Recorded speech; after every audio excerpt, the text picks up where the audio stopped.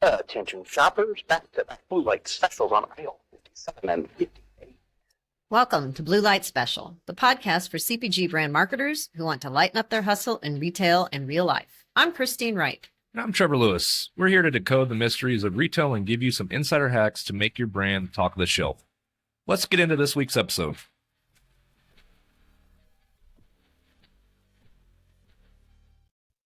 Welcome to another exciting episode today where we diving deep into the world of retail success, focus on a crucial aspect, which is logistics and freight costs.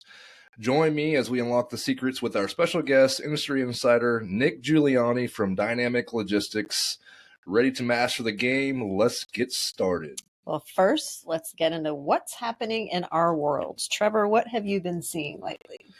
I think everyone's extremely cost conscious. Very. I think that in our world, displays are, very much needed, whether it's displays or signage, in order to just continue to convert shoppers and ultimately, drive sales. However, I would say that a lot of our clients, as well as, when I visit with, just other folks outside of the industry, is, hey, the pretty common question is, how can we do this a little bit more cost effective? Yeah, what's my most cost effective solution here? Yes, and it doesn't necessarily mean that that's always the route that they're going, but as budgets are being scrutinized, that just means that, more people are interested in, hey, can you give me a good, better, or best scenario? Yes, I will say every design deck I've done in the last couple of weeks has always had a good, better, best scenario, just to have the options in front of them, give them the choice, but we need to have those. Absolutely. We're also seeing, hey, can we look at this potentially as offshore production offshore? And historically speaking, offshore was something that was always, been there on the table. But really, they're long lead time. That's kind of this. It's kind of taboo because no one ever thought they had the time. Yes. But now they're looking at it and saying, hey, not only good, better, best, also show me options of producing it offshore, show me a blended manufacturing, which may sound like, hey, we have immediate placement and immediate needs of this placement here, so let's produce these quantities domestically, but then let's look for any of the replenishment inventory to be produced offshore, and it's more of a blended manufacturing. So I'd say that, what's happening is cost is being scrutinized. Yes. And that's across everything that anyone is buying. So the CFOs are definitely in the building per se, and they're definitely looking at, hey, is there a different way of doing this? Which is in some cases healthy, but also for our clients, they need options. I'd say options is definitely the thing that's happening. And it does trickle down to when we talk to Nick here in a little bit. It's not just can we make or produce these displays at a more cost-effective option, but in turn, then can we structurally engineer and logistically plan them to move through the freight cycle any way that we can to reduce costs? Can we bulk them on a load? Can we do this or that to reduce the freight costs? So that comes into play as well. Totally, as well as, the execution piece of it, which is, hey, we've historically had a third-party merchandiser sent in to do this. Are there ways that we can simplify the execution and have a store associate do it? Maybe with a video. Or can we reduce the time that's needed for the third-party merchandiser to be, sent in? And so, you look at just all of the different milestones at a simple, display project that affect cost. And they're definitely asking, as they should, what are some different options? Can we look at this slightly different? But it's all being cost driven is the biggest, what's happening in our in our world. Okay, well, moving on from what's happening in our world, are we ready to offer our shout outs for the week? We love to acknowledge brands that are getting it right. So Trevor, who you got? Midday Squares. I want to hang out with these people. You can't avoid them. They're everywhere. I want to hang out with them. They look like a good time. I want to say the description I saw about them was Shark Tank meets the Kardashians, and it is spot on. But, I love being around passionate people. And their entire team, I know, is fairly active on LinkedIn as well. Very active. You see them. I haven't, I'm definitely going to try their products. but the reason why I'm going to try their products is because of them. Well, yeah, it's not because, well, I mean, it's like chocolate superfood. So you can't get much better than that. But just their excitement and what they do to promote is crazy. It's, again, I don't know. I look at them, I'm like, man, I feel like they do circles around every other CPG brands out there because they're everywhere. Yeah. Well, there's 3 of them, and Jake and Leslie are brother sister, and their mom still sends handwritten notes and I think Polaroids in with first orders for customers. So I mean, you can't get any more personalized than that. No, it's pattern interrupt. It's humanized. You get the founder led story. You feel that. You could experience that. They look like they're having a good time. I mean, I know that they also go through their challenges just as any company does, any business does, especially when they're, emerging and growing and evolving. They have their fair share. They're transparent with that as well. But just the pure passion that I believe that they work under is phenomenal, and it's contagious. And so I think that that's part of why their brand does so well. Is because they're just passionate people, and I think their product, aligns to probably passionate people consume their product. Have you seen? I think it's Jake. But I think it's Jake. I know what you're talking about. Video, and it's with, I think it's a store associate that he goes in. Stocks, that stocks their products, and he does this freaking dancing. They dance together like a TikTok. Yes, and I could watch it all day long. It's freaking He's great. An older gentleman, and he's so cute. He is, and I have no idea how their relationship begun or started.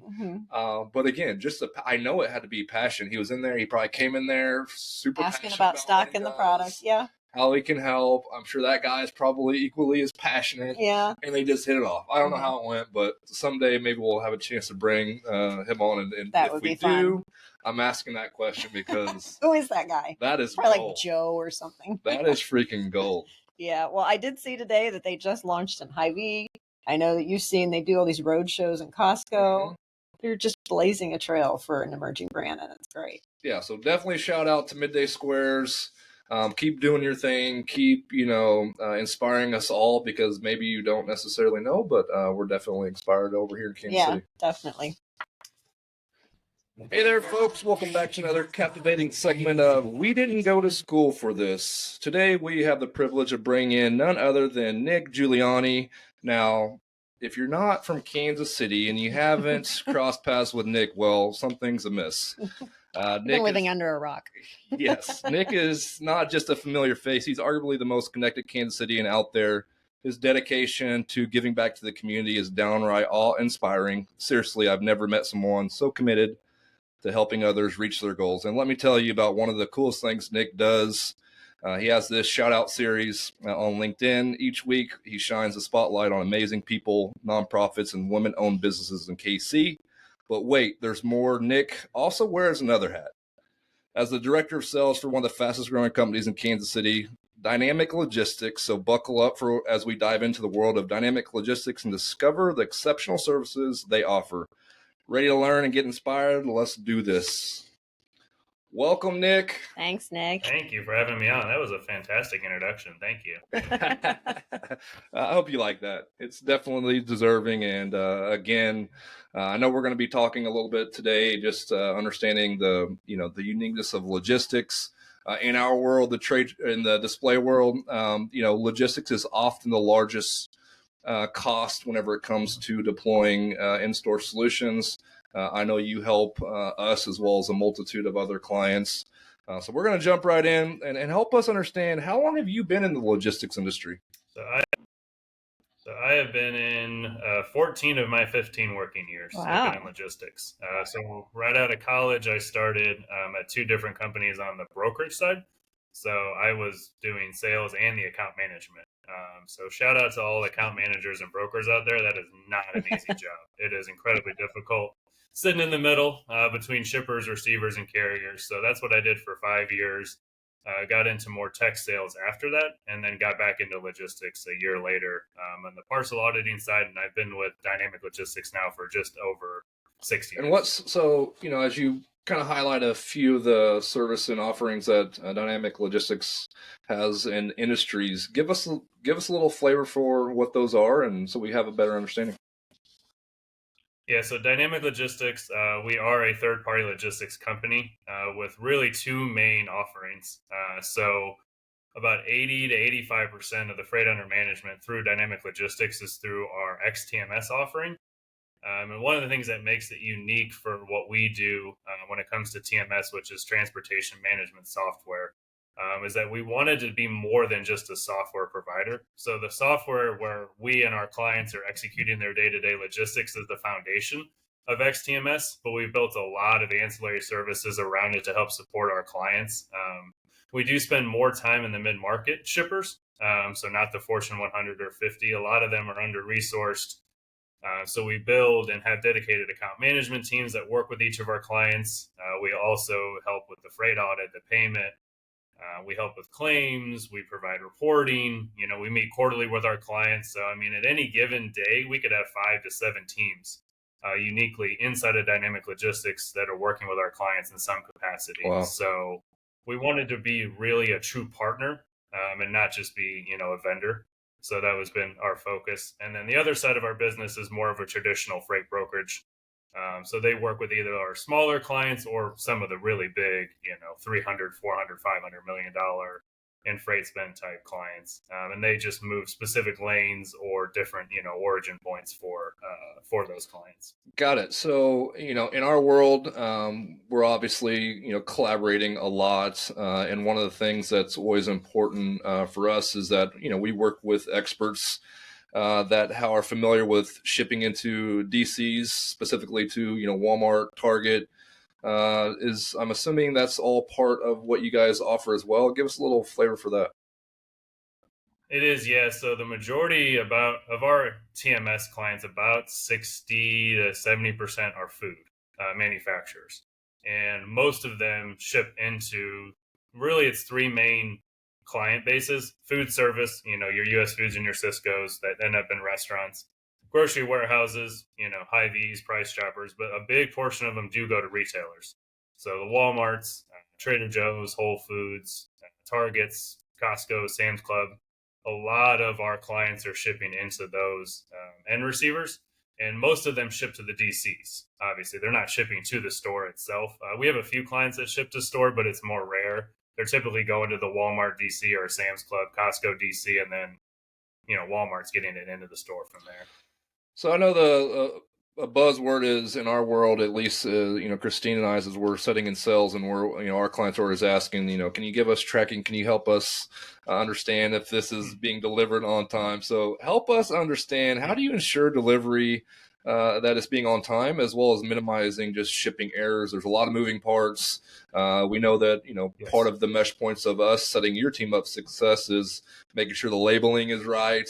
So help us just kind of give us some insight on what do you guys do to help kind of navigate those arenas as well.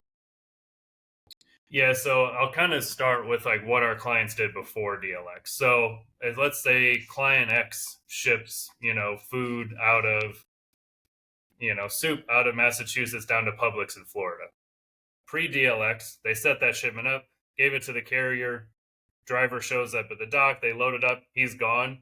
They have no idea where that truck is. They have no visibility. The only way they know is they call their broker or their carrier and they're like, hey, where are you? Whether that's accurate or not, we know. I mean, everybody in the shipping world has had the same instance where it's like, yeah, driver's only 30 minutes away. And then 3 hours later, they're sitting there waiting for that driver to show up. And in the food space, dealing with food and, the retail space, being late to Walmart is a big deal. I mean, it can be really, really expensive when it comes to fines. And those fines for a low, minimal margin type thing, like a meat or a protein, like every cent matters in these clients, end game as far as being net profit, as far as that product with that client. And so to have a $500 fine for being late is a big deal. And so when we started our TMS program, we use a combination of people and technology. So integrated inside of our TMS solution is a platform called Chain. And what that is it either tracks the driver's cell phone, the ELD within the actual trailer itself. We've even started tracking and tracing a system. It's called Tive. It's a temperature tracking system, but it has GPS tracking. So we integrated Chain with Tive, so you can track the freight as it goes down the road and the temperature as it goes down the road. So for our clients, they log into the TMS, they look at their load board, they can see everything that's in transit, and not just in transit, but if they want to know a specific receiver, I want to see everything that's in transit to Walmart, everything that's in transit to Target, Whole Foods, and they can click a little binocular and it pulls up a separate window. And it's basically like when you order Uber Eats and you're watching the driver go down the road, they're able to have that live tracking and tracing as it goes down the road. So what that does is it's two things, right? One, you actually know where the driver is. Positive step number one that you didn't have. I mean, the amount of time our clients spent sending an email, hey, where's the driver? Waiting 35 minutes to hear back. Like that's time that customer service and sales are freaking out. Because if Walmart doesn't get that freight, they're going to be pissed. So now sales and customer service, along with our logistics teams for our clients, have that visibility. The second is dealing with what you talked about, which is errors, right? If all of a sudden it's like, well, this guy has an 8 a.m. delivery at Walmart in Jacksonville, but he's 6 hours away. Now you can get out ahead of that because you have that live tracking tracing, and the TMS can send push notifications to anyone that's dealing with those end receivers and end clients so that they can know, hey, he's not going to make it. We got to get that delivery appointment rescheduled so you're not fined, or hey, can they work him in if he gets there an hour late? So that live tracking trace and that added visibility is huge for our clients because they were just flying blind until their client called sales or customer service and said, hey, where's your driver? Most of our clients had no idea where their freight was when it was going down the road. They were just kind of living in that, hey, no news is good news. I hope it gets there. And then obviously, because each of our clients do have dedicated account managers, and we also have a 24/7 team. So at 6 o'clock, we have a team that stays from 6 p.m. to 6 a.m. So we have a lot of clients that ship Fridays, Saturdays, have early Monday morning deliveries. And so that team is also there to be tracking and making sure that, our clients don't walk into a crazy storm on Monday or whatever happened over the weekend. So it's a combination of using the tech as well as our team to ensure, we're having communication and knowing how to get out ahead and have proactive communication if there are issues. No, that's great. Sounds like, you're really leaning into how do we create more, transparency into this, and then how do we make it ease of use through just not only giving them transparency, but making sure that the user experience is, easy and you can understand what to do if there's some potential challenges. So, awesome. And I got another question coming up here just related to some of the innovations. We'll jump in that here in a second. But before that, I think the buzzword everywhere, is sustainability, right? In our world, sustainability means a lot. It can mean a lot to a lot of different people or a lot of different organizations. But I know that, a lot of our clients, the way that we work on displays is we often really think through the pack out, the logistics, and that really informs some of our design. Because we want to minimize that. We want to minimize the amount of, trucks that are needed to be used to deploy. But what are some of the initiatives that you guys are leaning into or exploring just related to sustainability?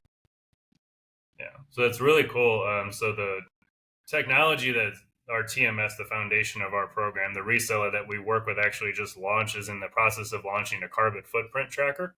And so we're going to be able to allow our clients to know what their carbon footprint is based on the freight that moves through our system.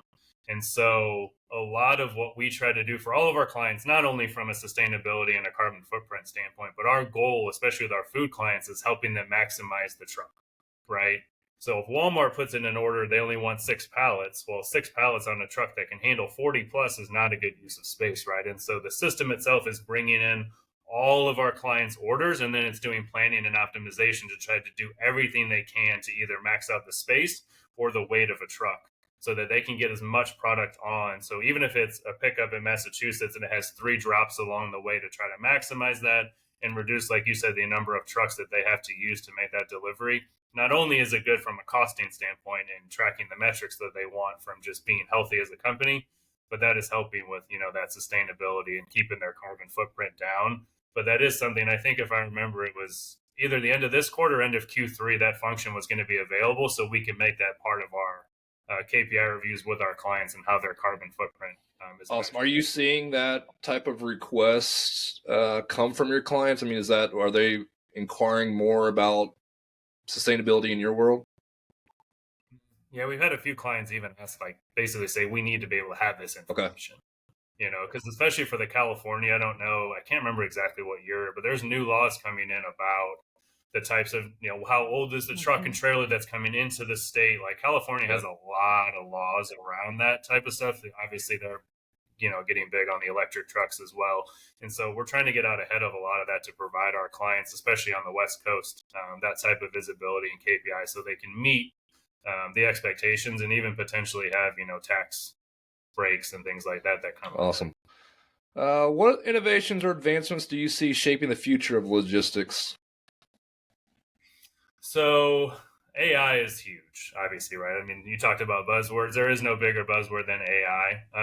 And so I think a lot of times, especially when it comes to logistics, right? So we'll use Walmart for an example. So if client X is shipping into Walmart, either them or us or whoever it is of our clients, we have to go into like the system called Retalix and set those delivery appointments. I'm seeing probably AI taking that over at some point, where like the AI can take the POs, they can see what it needs to deliver by at Walmart, and it's going in and making those delivery appointments to kind of help reduce human error. Obviously, the live tracking and tracing side of stuff is starting to blow up. There's a ton of companies out there that are providing that live visibility, and then I think too just the equipment type. I do think you're going to see more and more of the electric vehicle roll out, especially as the California and additional states make it more of a requirement. Got it. Well, again, I appreciate those. Another quick follow-up, and this one's kind of just based on a mock scenario. So let's just pretend you're brand new into your position and you're responsible for managing logistics and freight. What would be one or two things that you would try to do fairly early on just to help, minimize any challenges if you was being tasked with this? Because a lot of our clients, honestly, they are responsible for moving components to a different location, leveraging freight. Oftentimes, they have no idea. They've not done it before. They don't know where to start. What would you do if that was if you would task with the same similar type of responsibility? Yeah, logistics is unique. Like you said, it's one of the most expensive parts of anything. And I think for most of our clients, like it lives in the top 5 in their P&L as far as just expense. And so there's kind of two schools of thought when it comes to logistics, right? The first is like cost reduction, just pure hard cost reduction, which is, am I getting the best rate? Am I, the fuel, additional, charges, things like that. That's kind of one part. And then there's also the soft cost part of it, which is, am I maximizing my trucks? What kind of KPIs are we looking at? What kind of people effort am I putting into logistics? So if you are new into this role, what you'd want to do is try, at least in the beginning, is to find a partner that is an expert in whatever you're doing. Whether it's building materials, chemicals, food, whatever it is, try to find a third-party logistics company or a broker or somebody that you can kind of lean on to say, hey, this is a brand new thing for us. We're now taking over shipping and freight. Can you help us kind of get that set up? I think that's kind of step number one. There are also really, really great publications out there like Freight Waves, tons of podcasts, all kinds of, professional development that you can do to just stay on top of just understanding what's happening in the industry. But the easiest thing is to kind of find that 3PL partner to help be kind of an outsource extension of your logistics department. It kind of helps support you as you're kind of getting ramped up and learning about logistics and shipping, and then continuously reviewing it. Not just once a year when your CFO is like, hey, we set a budget, now it's this. It's like, whether it's monthly or quarterly with that partner to make sure like, hey, we're getting new lanes or we're getting a new client, right? A lot of our food clients, it's like, hey, we just sold Trader Joe's. That's a whole new experience going into a Trader Joe's than it is going into like a UNFI or Walmart. So, having that partner with that expertise and leaning on them is, one of the best bets as you're kind of getting used to working in the logistics industry, because it's a special, it is a special industry that is just a constant array of crazy challenges, and you're dealing with, unexpected things can happen, tornadoes, hurricanes, you're trying to deliver in New York City and there's an accident and there's traffic for 3 hours and they're trying to cross a bridge. So like logistics can cause a lot of issues. So yeah, having that partner and then really being able to understand like how can I be proactive in dealing with some of those issues that come your way, because they're awesome. Well, those are definitely some simple tips that you could really implement from call it day one. I appreciate you dropping a few of those nuggets there. All right, I'm going to ask. We had a couple of questions come in from the audience. One of them was, what strategies do successful companies employ to optimize transportation routes and minimize costs while maintaining high service levels for retailers? Yep, that's a great question. So for us, like I was kind of talking about earlier with the multi-step, it kind of starts at the order, right? So I'll give you an example. We had a client, they ship basically popsicles, right? It's frozen sugar water. So they can't be shipping 8-10 pallets. So they actually set minimum orders in place with their client. A lot of retailers, a lot of grocery stores. And they said, if you don't order this amount, we're not going to ship it until your amount reaches that, because they can't send a 6 pallet full truckload when they're shipping a product with that thin of margins. So I think that's kind of where you can start is, sales and customer service can try to put in potential minimum orders. Obviously, when you're dealing with the likes of Walmart and some of these big retailers, they set that. I mean, if Walmart says, give me 6 pallets, you're going to get them 6 pallets, right? And so if you're in that world, then the goal is, okay, if I have all these orders, is there a way for me to potentially take orders from another receiver? Like, okay, I got Costco's right down the street. Can I now all of a sudden I go from 6 to 15s on one truck? So you're starting to lower that cost per pound, because if you're paying for the full truck, you want to try to get as much of that freight on there as you can. And so taking that orders and trying to create multi-drop is really helpful as far as optimization. It can be very difficult, obviously, if you just have a spreadsheet or you're pulling that out of an ERP and trying to do it in a spreadsheet. So again, kind of finding that partner that has some kind of TMS that can help you do that planning and optimization more automatically can be really helpful. And again, then you're taking out some of that human error. And then really just finding really good carrier partners, right? When you talk about delivering into these retailers, it's not just enough for it to be on time. It can be early is also be a fine. Late is a fine.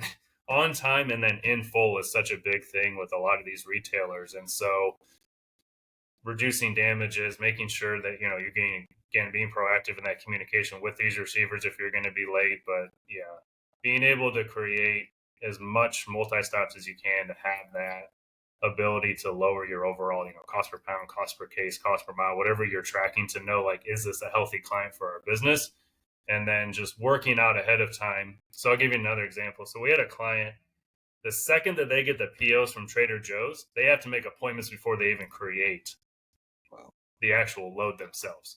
They fill up so much on the receiving end. They're giving those delivery appointments to the carrier before the load's even created, because they're like, it fills up 3 weeks in advance. So the second that PO is placed, or SO, I guess it would be the sales order, they're making those delivery appointments in Trader Joe's system to make sure that they can meet that on time, must arrive by date from the client. So really understanding the differences, obviously, in your end receivers will be very helpful. Awesome. Well, yeah, well, shoot, there's some great insight right there. That's really good We're getting a info. lesson. So today, so I appreciate it, Nick. One final audience submitted question, which is, could you share an example of a time when effective collaboration between CPG food manufacturers and logistic teams led to a significant improvements in supply chain efficiency or cost savings?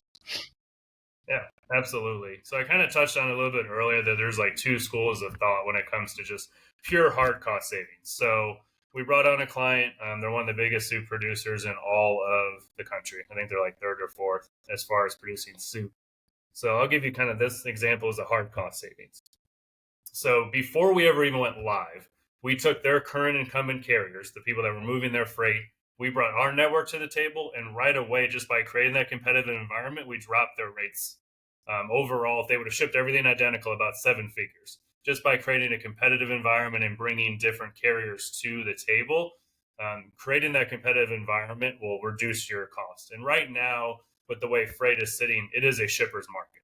I mean, it is the lowest rates have been in a long time. They're definitely in control of running that, what we call an RFP. So running that, whether you're doing it, we used to see it a lot more once a year, and then once COVID hit, it became a little bit more quarterly and even like biannually. But running those consistent RFPs will create that competitive environment and kind of help keep your costs strong. So that's one example. Another one was an egg client. They actually, if you watch TikTok, I think it's Pete's Pasta, where he was like taking the eggs and making the pasta and doubling it every single day. So our client actually donated those eggs. So they're awesome. And so for them, it was really about how do we get more freight on the truck, because we got to start lowering. And for them, it's not a cost per pound metric. They actually track cost per dozen, because eggs. And so for them, they had a benchmark that said our cost per dozen is X and we need to get it to here. And we had done a lot about reducing just the pure cost of like what they were paying to the carrier. So then it was, well, how do we get more freight on the truck? And so using the planning parameters, really digging in and understanding the order patterns from their clients and how to get more freight on the truck, ended up lowering. I think over the last couple of years, we've lowered like 2 or 3 cents per dozen, which if you calculate that over, millions and millions of pounds, it's very significant and becomes a really big savings for them. So those are just a few examples. But again, there's always going to be broken down into like just pure hard costs. Like I was paying $2.30 a mile, and now I have a carrier that'll do that for $2.10 a mile plus fuel. Easy hard cost savings. And then it's what is the big benchmarks that our client looks at, which a lot of CPG brands are looking at cost per pound most of the time. So how do you reduce that? And that's typically how we got to get more freight on the truck. Got it. Well, my goodness, my man, sincerely appreciates, all of the insight, all the nuggets and tips, as well as some of the things you got your eye on related to the future of the industry. Again, I know a lot of, if you're not following Nick on LinkedIn, I would definitely encourage you to go and, connect with him, follow him. This is a piece, as I mentioned earlier, what he does in his day-to-day role. What he does to the community in Kansas City is phenomenal. And so we're definitely fortunate to be able to have you on here, Nick. And again, just appreciate it. But you're not done yet. We're getting ready to take you to the hot seat. I'm going to turn it over to Christine as she navigates our lightning. Yes, well, it's time for the lightning round, which is something we ask all of our guests to participate in. So are you ready, Nick? Okay, first one. What's one new brand you recently purchased and why?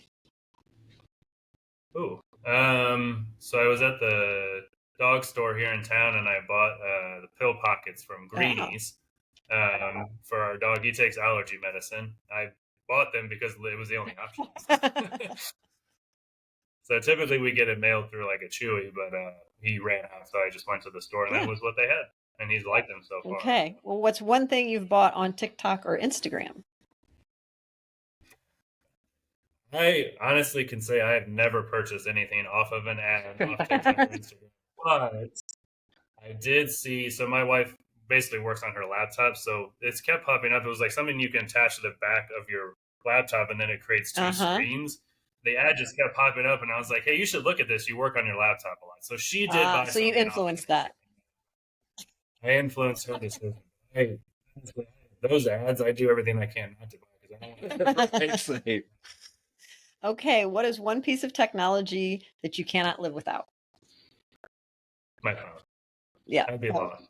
That was one that's the same answer I gave when I got asked that. Yep, that one's consistent. Yep. What's the worst career advice you've ever been given?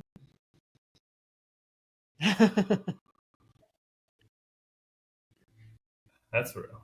Worst career. Something probably around like look out for yourself first, or like be selfish. I think there is a part of that, right, where you want to make sure you take care of yourself. But I think if you're at the right company and you align with their mission and values, like you should be obviously working towards that overall goal. So that's probably something on that. Where do you go to consume information to do your job better? So for me, it kind of comes down to two things. Like I mentioned FreightWaves earlier, so that's kind of my go-to as far as like industry knowledge, so I can understand the trends that are happening within freight. So I think a lot about what we do, which is really unique, is we sell to these manufacturers. We have to understand their business sometimes even more than they do, because it is a very complex world of logistics. So from like professional development and logistics, FreightWaves is huge. A couple of people on LinkedIn. When it comes to sales itself, for my professional development, books usually, and then podcasts. Okay, last question. What advice would you give your 25-year-old self? Network. Good answer from Nick. Yes. Network, but do it correctly. I didn't really even take networking seriously. And then Trevor and I met obviously through Top Gun, and I joined after I met Scott Havens in October of 18. And even in like my first couple of years, like I just went to events and I didn't really do much else. But I would say network, but do it with the go-giver mentality, and you will see stuff come back to you 10x that you never. I love that go-giver mentality. Yeah. Well, he's one of the best in the business when it comes to networking. So again, I would definitely encourage you guys to, follow Nick on LinkedIn, and you'll kind of just see firsthand just how active he is in the community. I know you mentioned Top Gun, so he's also the president of Top Gun, which is to give us a little flavor for what Top Gun is. Yeah, Top Gun is a millennial peer networking group. Really, it was designed for people to not only grow personally and have relationships with other like top executives and business leaders and nonprofit leaders in the community, but to do it with similar age, right? We're all going through the same things in our career and life. And so it does allow us to really just keep thriving, support each other in business, support each other in life. We have 10 events a year. So one a month, except we take July and December off, and they can be fun stuff like bowling or playing golf, or, really, topics with people like Tim Cowden or different, executives in town kind of sharing their knowledge with the group. Awesome. And the last thing I want you to just, drop some insight on is your Shoutout Series. I know you have a website. Tell us a little bit about where we may be able to find some of those past shoutouts. Yeah, so the website is kcshoutoutseries.com. I created that about a year and a half after I started the Shoutout Series, because as much as I like LinkedIn, it's not the best for searching, not the best for archiving things. And so I moved all of the posts.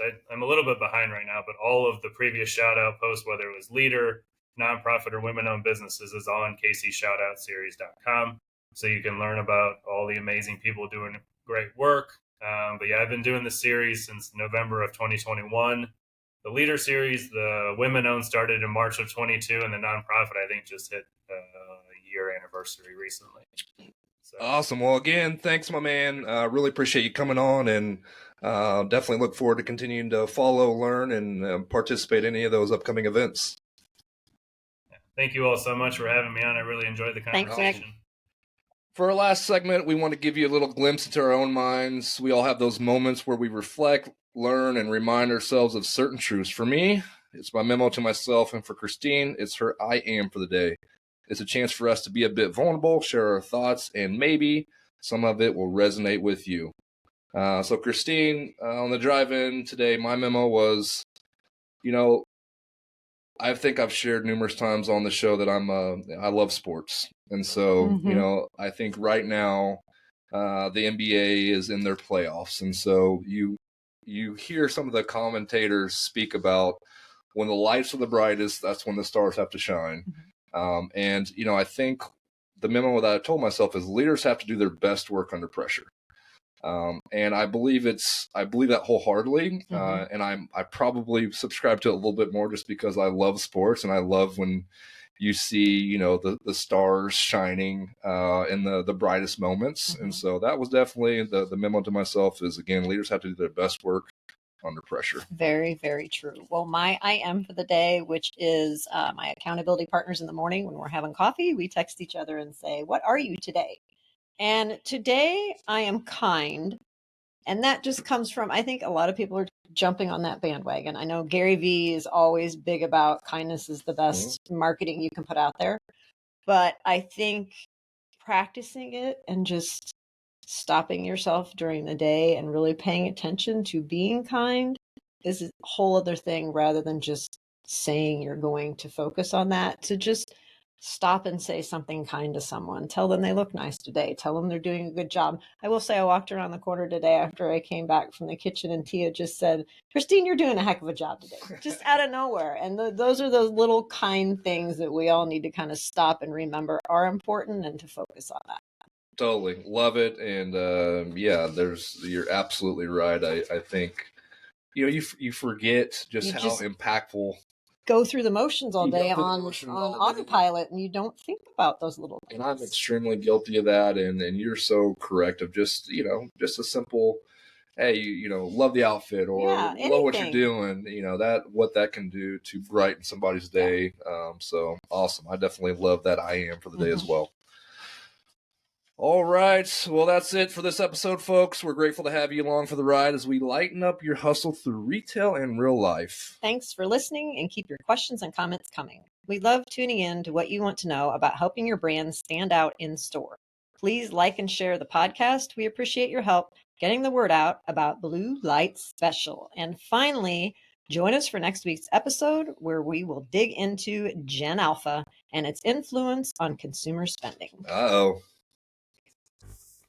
This podcast is a production of In-Store Design Display, the go-to expert for guiding and elevating your in-store experience. Our wordsmith, Julie Edge, and mix master, Jackie Barra, make all of this possible. So a big thanks to them and the entire team at In-Store Design Display. Stay tuned for our next episode on YouTube or wherever you consume podcasts. We'd love to hear from our listeners, so please drop us a line and tell us what you want to hear about retail and real life.